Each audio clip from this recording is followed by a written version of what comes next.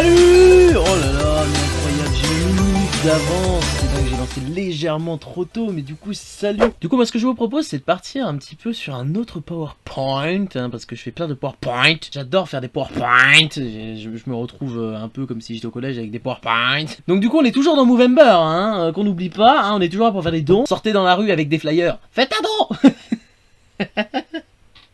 Quel enfer. 83 balles la première semaine, 83 balles. C'est trop bien, c'est trop bien. Et en parlant de 83 balles, eh bien on va pouvoir voter pour le palier des 75 € qui n'est toujours pas acté. Et ben du coup l'attentat poétique gagne, donc ok. Il va falloir que je build up ça, alors ça va prendre un peu de temps du coup. On peut te filer des obligations pour cet attentat poétique, bah let's go, hein, on est plus à ça près. Mais ce que je vous propose, c'est ça peut paraître tout bête, hein. Ce sera beaucoup plus simple pour moi, quand même de rejoindre, pour les personnes qui n'y sont pas, de rejoindre l'endroit où il y a les libres antennes. Et on va s'en servir en fait tout simplement, il y a je souhaite parler comme channel. Et je vous propose de balancer ici vos idées de mots, de contraintes, etc. Pour l'attentat poétique. Moi de mon côté, je vais me démerder à organiser ça. Comme le suggérait très très bien Amy dans le chat. Je vais commencer tout simplement par parler de comment m'est venue l'idée de la virilité pour mon texte de mardi soir. Alors tout simplement vous allez voir le processus créatif vraiment. Alors le processus créatif d'un artiste, c'est quand même quelque chose qui est vraiment hyper pointu, ça demande des années de préparation. J'ai tapé sur internet homme et j'ai vu ce qui ressortait. 100 €. Ah! Du coup les pompes, mais il y a les pompes et il y a aussi le 100 € en mode sensuel. 100 €. J'espère que c'était assez sensuel pour vous parce que je ne le recommencerai pas. Je vous invite à compter avec moi, je vais crever. Et voilà. À dans 20 ans parce que je vais mourir après. Hein.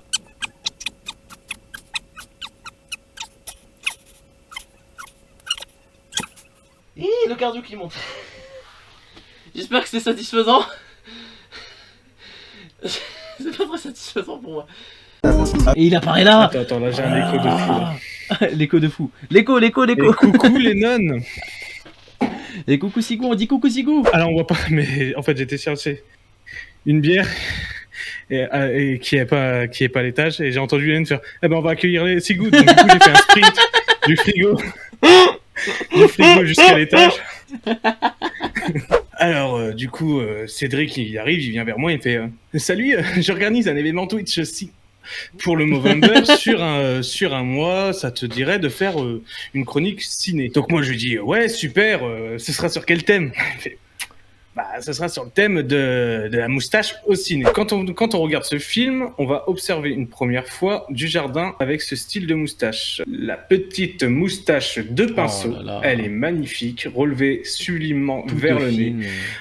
Ouais, elle est magnifique, je sais. Elle a un rôle très précis. Alors moi, quand la première fois que j'avais vu le film, je pensais qu'il y avait cette moustache-là tout le long du film. Et ce n'est pas le cas. Donc au début du film, arrive, sans vouloir vous spoiler, un moment où il a un frein dans sa carrière et qu'il subit une certaine dépression. Et là, son style de barbe change complètement. Je n'avais jamais remarqué ça auparavant. Donc ça, je me suis retapé le film justement, dit tiens, c'est vrai qu'il change de barbe. Et une fois son évolution finale, où il le renaît avec le succès, sa moustache d'origine est de retour. Mais il y a quand même une petite nuance, donc elle est beaucoup plus longue. Il a fini par accepter l'évolution du cinéma, mais également de l'évolution de soi. La moustache est cette fois un peu plus longue pour montrer que voilà, il est redevenu fier, il aime ce qu'il fait, mais qu'il a évolué. Et donc, ils ont voulu montrer son évolution avec la longueur de sa moustache. Je vous ai concocté un petit jeu avant de vous laisser. Le but est simple, je vous montre une moustache. Le but est de savoir à qui elle appartient. Allez, celle-là, elle a fait votre enfance. Ah, mais bien sûr. Ne me laisse pas donner la bonne réponse, Sigou. Ne me laisse pas donner la bonne réponse. Sigou, laisse-moi donner la bonne réponse. Sigou, je suis en train de câbler. Laisse-moi donner la bonne réponse. Crochet. Et j'ai pas mis crochet. Attention. Question piège. Je suis vieux. Père Fouras, apparemment. C'est vraiment le Père Fouras. La dernière. Et la dernière, tu peux avoir peur. Oh le salaud, il a gardé la photo.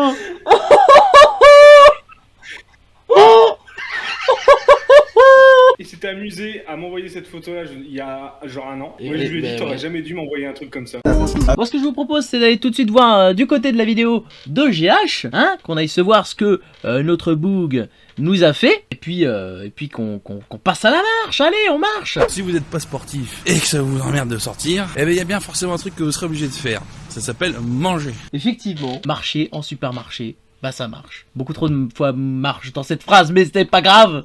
Alors, Jetpunk, pour vous représenter, c'est un site internet qui propose des quiz. On va devoir trouver des Ghibli avec des emojis. Là, j'ai aucune idée par contre. Une sorcière, une douche et un dragon. Je sais, Chihiro. Oh, c'est le voyage du Chihiro, mais à quel moment? Chihiro, mais je comprends pas pourquoi. Amy, qui est donc ma sœur. Bonjour, Amy. Bonjour, Cédric. Donc Amy, qui est là pour interpréter donc le texte de cette semaine sur le thème du pouvoir, hein, qui est l'un des thèmes que j'ai souhaité aborder pour Movember. Bon, par contre, je garde mes feuilles parce que ça fait un moment que j'ai pas slamé. Donc du coup, voilà, je préfère avoir mes notes. Pouvoir des fleurs, jasmin, lilas. Non, attendez, ça c'est la chanson de la chorale. Je me suis trompée.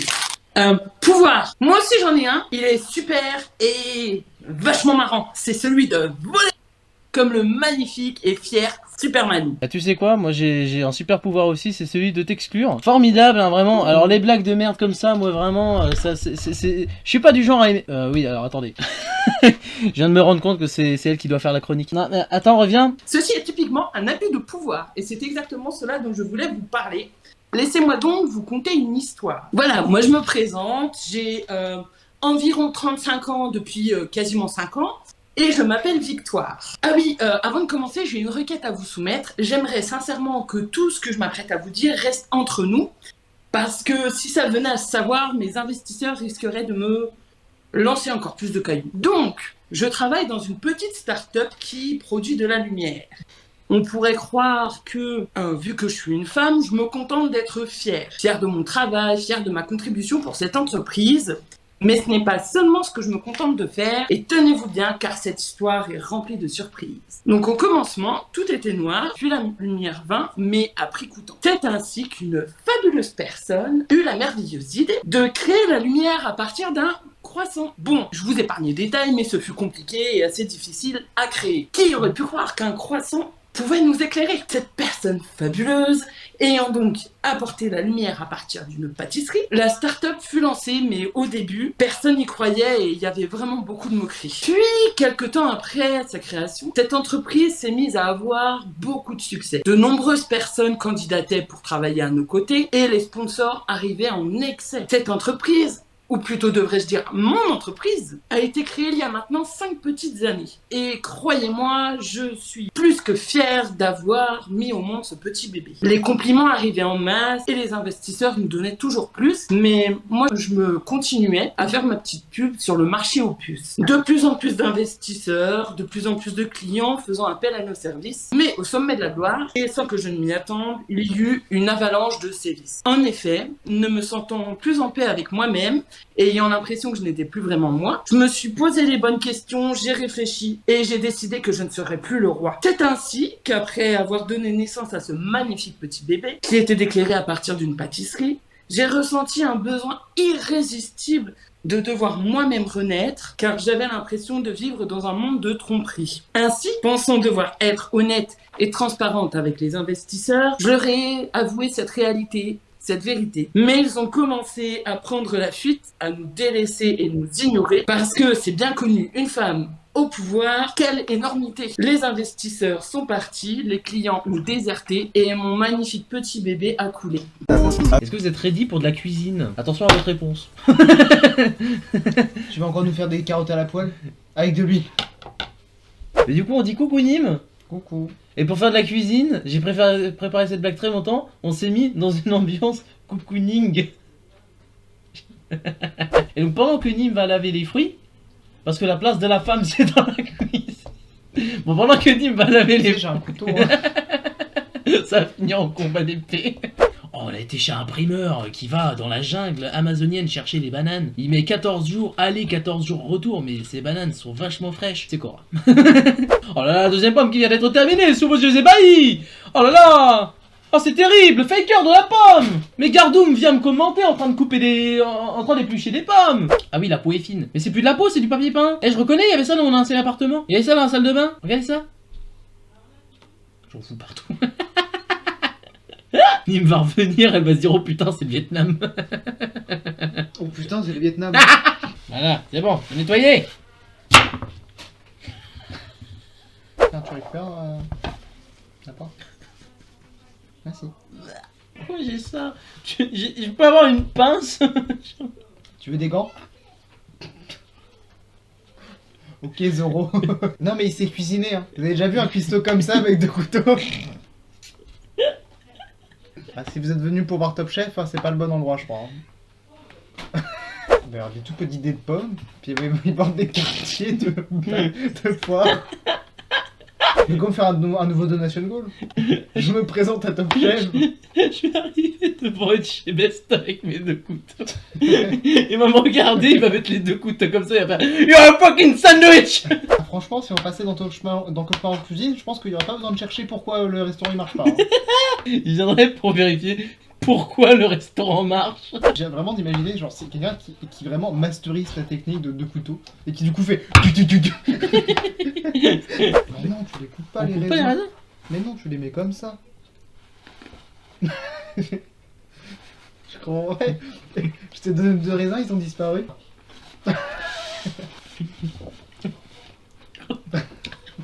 Attends.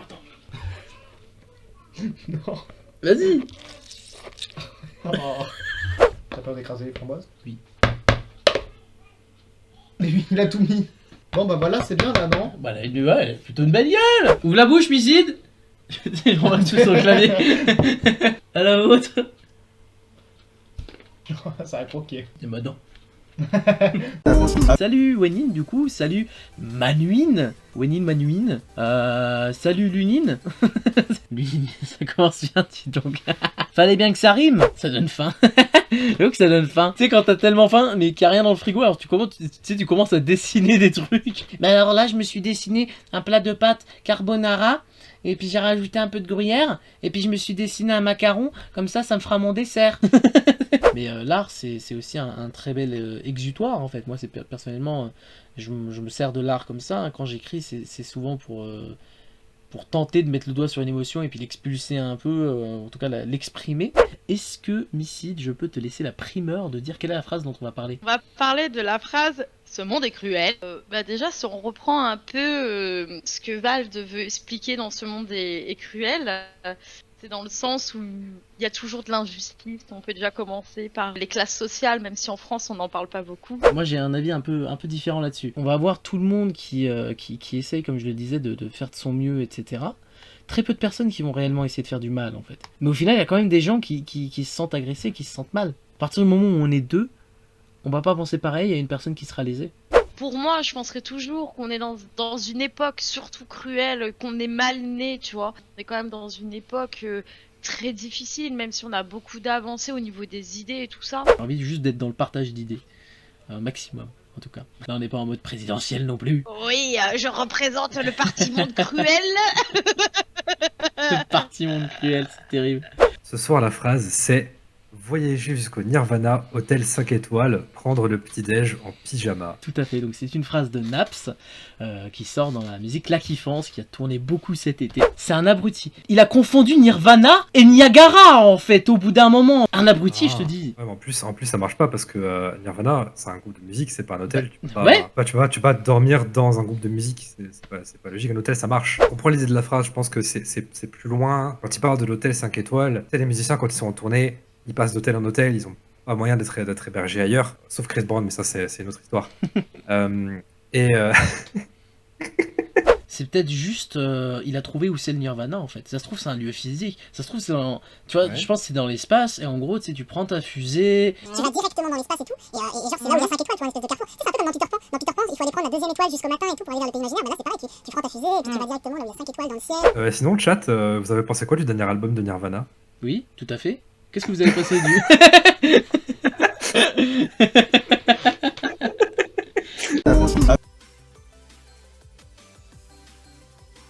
je disais donc, allez, c'est parti, c'est parti, on rentre bien les bras à l'intérieur de l'attraction pendant toute la durée de l'attraction, et surtout dans les descentes, on met les bras en l'air. Ouais. J'espère que vous allez bien. J'ai écrit le texte en mode tribu del Macarena, hein. Donc forcément c'est un peu compliqué. Il souhaite rencontrer Chazub, la chef des slashus. Après Lou, après ce que lui a fait la Ribu del... Ce que tu dis n'a aucun sens. Donc let's go, ce sera un Winami imaginaire. Imaginez que les chats s'attaquent à Roberto parce qu'il a l'emblème de la tribu del Macarena sur Aucun sens. Moi j'imagine des choses, hein, on verra ce qui se passe. Donc du coup ce que je vous propose c'est de terminer du coup sur l'épisode de la Stache Max, l'épisode 6. Et dans l'épisode 5 il y a eu quand même pas mal de tensions avec Sharky qui a pris le pouvoir et qui a rabaissé tout le monde. On va se faire un petit épisode filler.